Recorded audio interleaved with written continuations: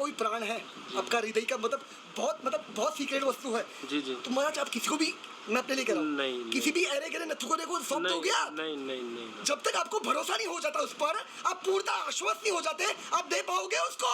नहीं। तो महाराज बिना ठाकुर जी किसको जाने परखे, बिना उसका भरोसा जीत ले, उसको उससे आश्वस्त हो जाए, किसी को भी से राधारी का आश्रय सौंप देंगे क्या? बिल्कुल। तो महाराज तो राधारी का प्राण है, उनका धन है, तो महाराज वो ठाकुर जी को भरोसा जीतना पड़ेगा।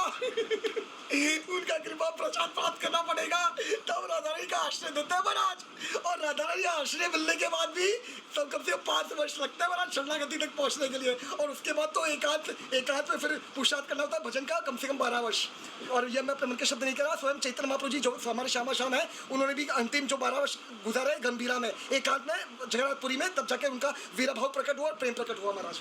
तो मैं सच कह रहा हूँ, जो सिद्धांत है वही आपके चरणों में यथारूप निवेदन करने का प्रयास है, लाड़ों की कृपा से। इसमें मेरी कोई औकात नहीं, कोई सामर्थ्य नहीं, कोई योग्यता ना कोई पल, बस जो भी लाड़ों की कृपा से जो समझ में आया है यहाँ तक, वही आपके चरणों में यथारूप निवेदन करने का प्रयास करें, अपने मन की शुद्धि के लिए ईमानदारी से। इसे कुछ भी भूल चूक त्रुटि होगा बालक से, तो क्षमा कर दीजिएगा महाराज, क्षमा कर दीजिएगा।